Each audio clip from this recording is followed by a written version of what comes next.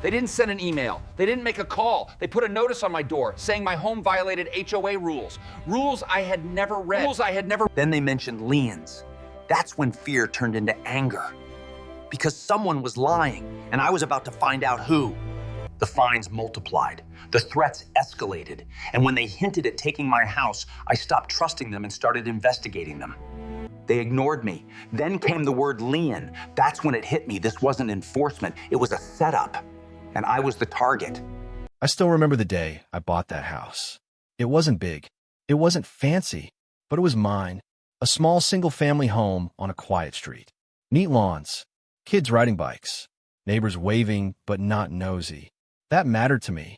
I had spent years saving, skipping vacations, working overtime, saying no to things I wanted so I could afford something permanent. When the realtor mentioned the HOA, I hesitated. Everyone hears stories. Power-hungry boards. Endless rules. Petty fines. But she smiled and said, "This one's calm. Mostly hands-off." The paperwork looked normal. Basic rules. Lawn height. Trash days. No broken cars sitting for months. Nothing crazy. I read every page. I always do. There was nothing about paint color approvals for repairs. Nothing about driveway use. Nothing about landscaping beyond basic maintenance. So I signed. And for the first year, everything was fine. Peaceful even. I went to work. Came home. Mowed the lawn on weekends. Chatted with neighbors now and then. The HOA was invisible. That should have been my first warning. Because things don't stay invisible unless someone wants them that way. The first sign came on a Tuesday morning. I was running late for work. Coffee in one hand, keys in the other. I opened my front door, and there it was. A bright red paper taped right in the center of my door. Not folded, not discreet, taped like a warning. I froze. For a second, I honestly thought it was some kind of prank. I pulled it down and read the top line. HOA violation notice. Action required. My stomach dropped. I read it again. Slower this time. It claimed my property was out of compliance with community rules. That was it. No photo. No description. No explanation. Just a violation number and a fine amount. $75. Due in 7 days. I stood there staring at the paper, feeling confused more than angry. Mistakes happen. That's what I told myself. Someone probably mixed up addresses. Or wrote the wrong code. So I flipped the paper over. Nothing. No contact name. No direct phone number. Just the HOA office email at the bottom. I snapped a photo, locked the door, and went to work with that notice sitting heavy in my pocket all day. On my lunch break, I emailed the HOA. I was polite, calm. I asked what the violation was. I asked for clarification. I mentioned that I reviewed the rules and couldn't find anything matching the notice. I hit send. And waited. Nothing came that day, or the next. By Friday, the 7-day deadline was getting close. So I called the HOA office. Straight to voicemail. I left a message. Friendly tone. Just asking for a call back. No response. That weekend, I walked around my property. Slowly. Like I was seeing it through someone else's eyes. The lawn was cut. The trash cans were hidden. The house looked exactly like it had for months. Nothing stood out. I even checked my neighbors' houses. Some had taller grass than mine. Some had faded paint. Some had junk piled near their garages. Yet my door got the red notice. That didn't sit right. Monday morning came, and so did another paper on my door. Same color. Same tape. This one said, "Second notice, fine increased." Now it was $125. I felt my chest tighten. Still no explanation. Still no reply to my emails. I called again. Voicemail. This time, I left my name, address, and asked them to please explain what rule I was breaking. I wasn't angry yet, just uneasy. That night, I pulled out the HOA handbook again, page by page. Slow, careful. I highlighted rules, made notes. The violation number on the notice? It didn't match anything, not even close. I thought maybe it referenced an update. So I checked the HOA website. Last update, 2 years ago. Still nothing. That's when a small thought crept in. What if this isn't a mistake? I pushed it away. That kind of thinking felt dramatic. I went to bed telling myself it would be resolved soon. It wasn't. The third notice arrived less than a week later. This one wasn't taped. It was slipped under my door. That felt intentional. like someone didn't want it visible to neighbors anymore. The amount was higher, $200. And for the first time, there was new language. Continued non-compliance may result in further action. Further action. That phrase sat in my head all night. I emailed again. This time, I attached photos of my property. I asked for proof. I asked for the exact rule. I asked for a meeting. Silence. I started asking neighbors if they had dealt with similar issues. Most shook their heads. One older man across the street hesitated. Then he said quietly, "They did that to my cousin. He sold and moved." That wasn't comforting. A week later, a formal letter arrived by mail. This one had weight to it. Legal tone. Official formatting. It mentioned liens if fines are not resolved. Liens. That word changes everything. I sat at my kitchen table holding that letter, feeling something shift inside me. Fear, yes, but also anger. Because at this point, it was clear. They weren't trying to correct anything. They weren't trying to communicate. They were applying pressure. And they were doing it on purpose. I realized something else too. Every notice came without proof, without dialogue, without accountability, just demands. That's when I decided I wouldn't pay another dollar until I understood why.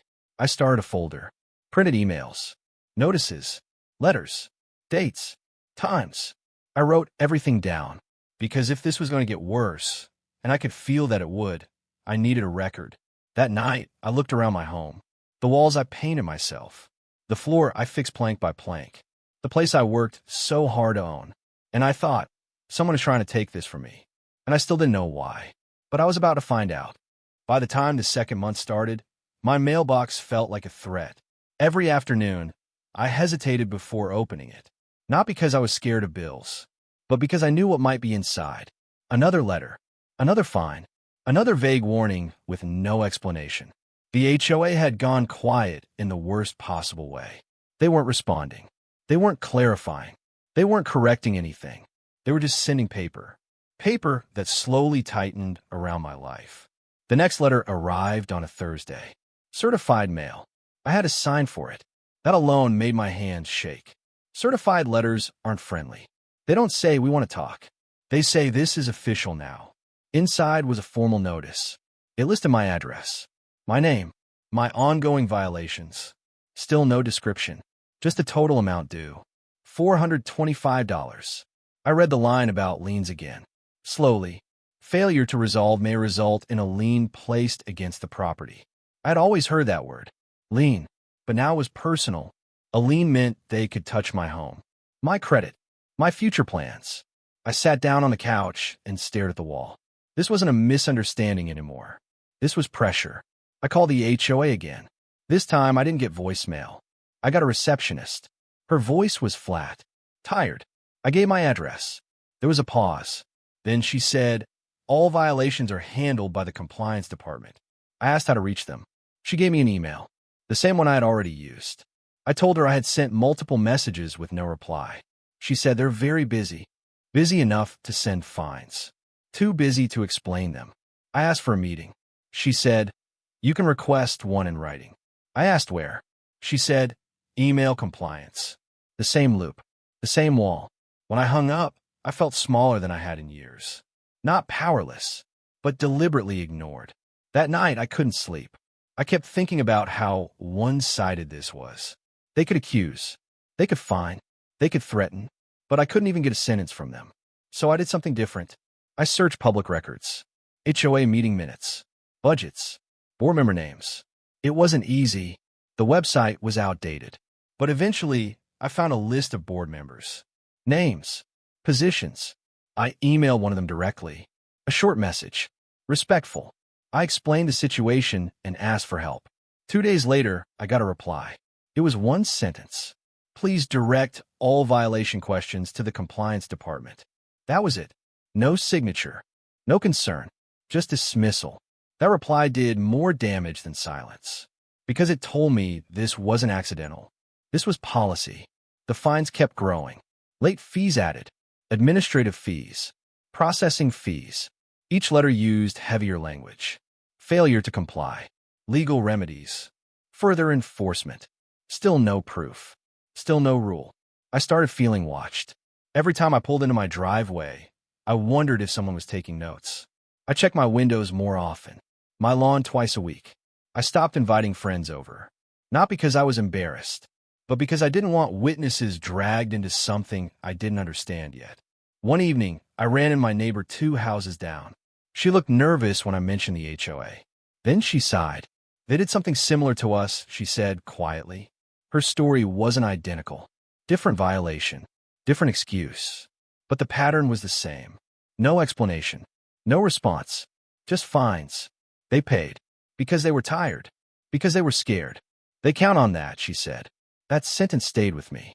They count on people giving up. I decided to stop being quiet. I sent a certified letter of my own.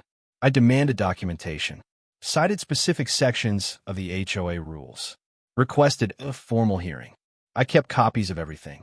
The return receipt came back. They received it. They just didn't answer.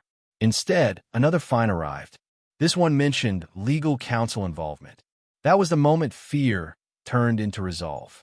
Because if they were willing to escalate without evidence, then something was wrong at a deeper level. And I was done assuming good intentions. I started tracking dates. Every notice, every amount. I made a spreadsheet.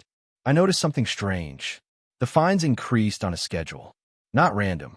Every 10 days. Always the same jump. It felt automated. Like no one was reviewing my case at all. Just a system running. That realization changed how I felt. This wasn't personal, but it also wasn't fair. And that made it more dangerous. One Friday afternoon, another certified letter arrived. This one said a lien process would begin in 30 days if the balance wasn't paid. 30 days. A clock. I sat at the kitchen table again. Same spot as before. But this time, I didn't feel lost. I felt focused. Because if they were going to move forward without transparency, then I needed to understand why. Not just for me, but for everyone else who might be stuck in the same quiet trap. That night, I opened a new folder on my computer. I labeled it simply HOA. Inside, I began saving everything. Screenshots, emails, records. Because I had a feeling this wasn't just about a fake violation. It was about something hidden, something structural. And whatever it was, it thrived on silence. So I decided I would stop being silent. Once I made the decision to stop being silent, everything changed. Not outside, inside. Fear loses its grip when you replace it with purpose. I stopped asking the HOA to explain themselves. I started trying to understand how they operated. The first thing I did was step back. I looked at the situation like it wasn't mine. Just facts, timeline, documents, behavior. And one thing stood out immediately. They never once described a violation. Not in a notice, not in an email, not in a letter. That wasn't laziness. That was intentional. Because once you describe something, you can be challenged. Vague language protects power. I pulled every HOA document I could find. Bylaws, rules, financial summaries. They were scattered and outdated. Some files were missing entirely. That alone was suspicious. A well-run HOA keeps records organized. This one felt fragmented, like pieces were intentionally hard to connect. So I started connecting them anyway. I looked up the board members, public records, LinkedIn profiles, business registrations. That's when I saw something strange. The HOA president's name showed up more than once. Not just on HOA paperwork, but on a local business registry, a property management company. At first, I thought it was coincidence. Same name doesn't mean same person. So I dug deeper. Same middle initial. Same address. Same person. My heart started pounding. Because that company specialized in compliance enforcement. Inspections. Violations. Fines processing. The same things the HOA was hitting me with. I sat back in my chair and stared at the screen. This wasn't just an HOA enforcing rules. This was an HOA outsourcing enforcement to a company owned by its own president. Every fine, every late fee, every administrative charge, money flowed somewhere. And it wasn't just into the HOA's general fund. I pulled the HOA's financial statements. They were vague, line items grouped together. But one category stood out. Compliance services. The amount was high, higher than landscaping, higher than maintenance. It had grown every year. That didn't make sense. Our neighborhood was quiet, low turnover, minimal issues. So why was enforcement the biggest expense? unless enforcement was the point. I needed confirmation, not assumptions. So I started talking to neighbors, not complaining, just listening. I framed it casually. Hey, have you ever gotten an HOA violation? Most people paused, then nodded. Different stories, different years, same pattern. No explanation, no discussion, just fines. Some paid immediately, some fought briefly. Most gave up. A few sold their homes. That part hurt to hear. One neighbor showed me her old notices. I asked if I could photograph them. She agreed. The violation numbers? Identical to mine. Different house. Different year. Same code. Same wording. Same escalation schedule. My hands shook as I compared them side by side. This wasn't about my home. This was a template. I requested public records from the city. HOAs that file complaints or legal actions leave trails. It took time, but eventually I received documents. Complaints filed by our HOA, all handled by the same law office. And guess who referred them? The same property management company, the one owned by the HOA president. That was the moment doubt disappeared. This wasn't sloppy management. This was a closed loop. HOA issues fines. Management company processes them. Law firm escalates them. Money circulates. Homeowners panic. Some pay. Some leave. And the system continues. I documented everything. Screenshots. Copies. Side-by-side comparisons. I wrote summaries in plain language. Not legal jargon. Just truth. Because if this went public, it needed to be understandable. I also made backups. Cloud. USB drive. I wasn't paranoid. I was careful. The lien deadline was getting closer. But strangely, I felt calmer. Because I wasn't guessing anymore. I knew what was happening. And once you know, you have leverage. They depended on ignorance. I was no longer ignorant. I sent one more email. Not asking. Informing. I told them I had documentation. Conflict of interest evidence. Patterns across homeowners. I requested an immediate hearing. I copied every board member. And I CC'd the city housing office. For the first time in months, I got a response. Fast. They said they needed time to review the matter. That phrase made me smile. Because until now, they hadn't reviewed anything. The fines stopped increasing. That alone said everything. They didn't pause out of kindness. They paused because they were exposed, even if only partially. A few days later, I received a formal notice. A hearing was scheduled. First one ever offered. I sat at my table and read it slowly. They finally wanted to talk. Not because they cared, but because the silence no longer protected them. That night, I thought about how close I came to just paying. How many people probably did. How many lives were quietly disrupted by something that thrived on fear and paperwork. This wasn't just my fight anymore. It was proof of how easily power hides behind complexity, and how dangerous it becomes when no one questions it. I organized my documents one last time, printed everything, labeled tabs, not aggressively, professionally, because I didn't need to shout. The truth was loud enough on its own.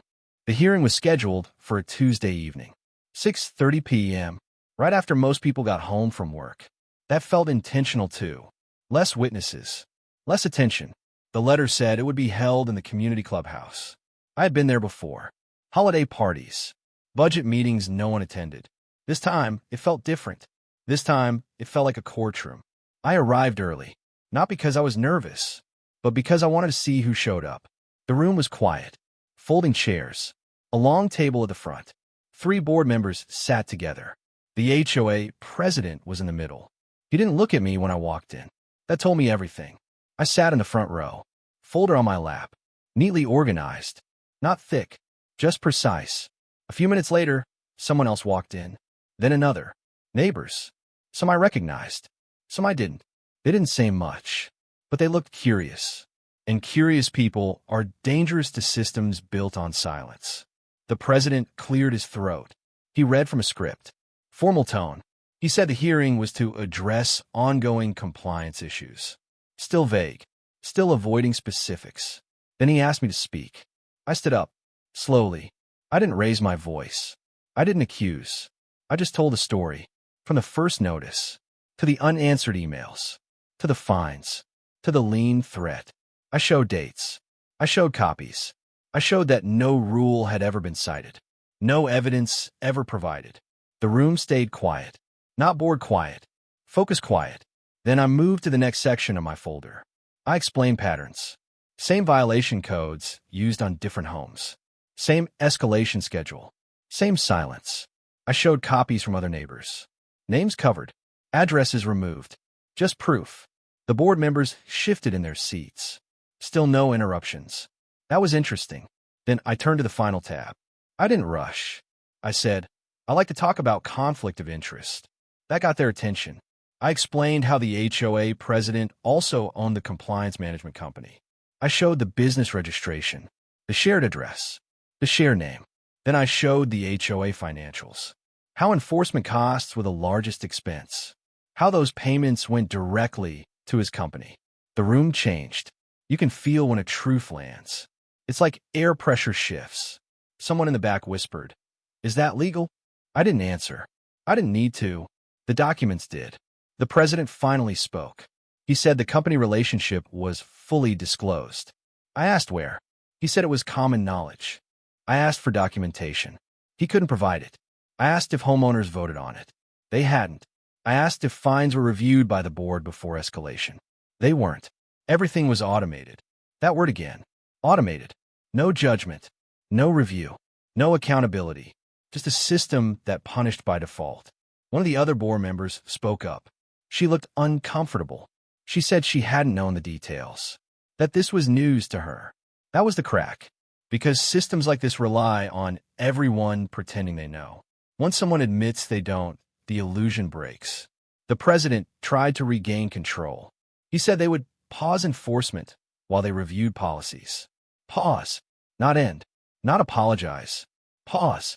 I asked if my fines would be waived. He said they would be under consideration. I asked if the lien process would stop. He hesitated, then said yes. That hesitation mattered, because it meant the power wasn't as absolute as it pretended to be. A neighbor stood up, then another. Stories poured out. Different violations. Same confusion. Same fear. Same silence. The board couldn't manage the room anymore. This wasn't a hearing. It was a reckoning. By the end of the meeting, they agreed to a full audit. Independent. Not their usual firm. They also agreed to suspend all fines related to vague violations. Effective immediately. That word felt good. Immediately. The next morning, emails went out to the whole neighborhood. Short. Careful. They framed it as a review of procedures. But everyone knew. The secret was out. 2 weeks later, the audit findings came back. Not all of it was shared publicly, but enough was. Improper disclosures. Lack of oversight. Conflict of interest concerns. The HOA president resigned. Quietly. No farewell email. No explanation. Just gone. The management contract was terminated. The law firm was replaced. I received a letter. This one was different. It apologized for inconvenience. It confirmed all fines against my property were voided. It stated no lien had ever been filed. I laughed at that last part, because of course they said that. But the real change wasn't the letters. It was the neighborhood. People started talking, sharing, paying attention. Attendance at meetings doubled. Questions were asked. Answers were demanded. Power hates sunlight. And now the lights were on. One evening, I sat on my porch again. Same chair, same street. But it felt different, lighter, because the threat was gone. Not just from my home, but from the system that tried to quietly take it. The weeks after the hearing felt strange. Not dramatic, not tense, just quiet. The kind of quiet you notice only after noise disappears. For months, my life had been measured in letters, deadlines, and threats written in careful language. Now, the mailbox was just a mailbox again. No certified envelopes. No red paper. No warnings taped to my door. That alone felt like justice. The HOA didn't vanish overnight, but it changed, and you could feel it. Meetings were announced clearly. Agendas were shared ahead of time. Minutes were posted publicly. Small things. But transparency is made of small things done consistently. New board members were elected within 2 months. Regular homeowners. People who lived on the street. People with jobs outside the HOA. The first thing they did was address the fines. Not selectively. All of them. They reviewed every violation issued under the old system. Hundreds. Many were dismissed. Some were refunded. Checks went out quietly. No press release. Just envelopes with apology letters and amounts that never should have been taken in the first place. I received my refund too. Not that it mattered. I had never paid, but they still sent a letter. It confirmed that my account balance was zero. It also included a written assurance. No future enforcement action could be taken without documented proof and homeowner notification. That sentence was worth more than any check. Neighbors started stopping by. Not formally, just in passing. Walking dogs. Checking mail. They thanked me. I never knew how to respond to that. I hadn't planned to become anything. I just didn't want to lose my home. But sometimes standing still becomes standing up. One neighbor told me she almost sold because of the stress. Another said he paid thousands over the years just to avoid confrontation. They weren't angry. They were tired. That's who these systems hurt the most. People who don't have time to fight. People who assume authority equals fairness. The former HOA president moved. I heard that secondhand. No announcement. No farewell.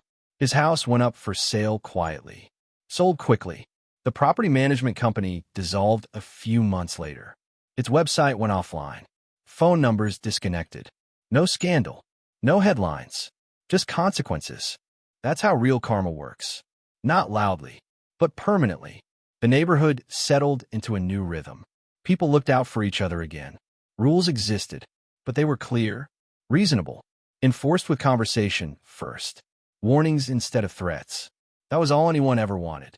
One evening, I sat down and organized the last of my files. I didn't throw them away. I archived them. Because records matter. Memory fades. Paper doesn't. I labeled the box and placed it on a shelf. Not as a trophy, as insurance. Sometimes I think about how close I came to giving up. To just paying. To just moving. And I understand why people do. The system was designed that way. Make resistance feel harder than surrender. But once someone pushes back calmly, carefully, and consistently, the whole structure starts to shake. I still live in the same house. Same street. Same porch. Nothing about it is special. And that's exactly why it's worth protecting. Homes shouldn't feel conditional. Ownership shouldn't feel temporary. And rules should never exist without accountability. Every now and then, someone new moves in. They ask about the HOA. I tell them the truth. It had problems. We fixed them. Together. That's the part I'm most proud of. Not the confrontation. Not the exposure. But the fact that it didn't end in bitterness. It ended in balance.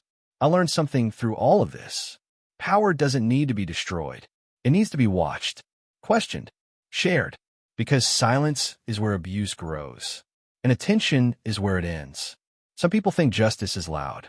Courtrooms, headlines, public shame.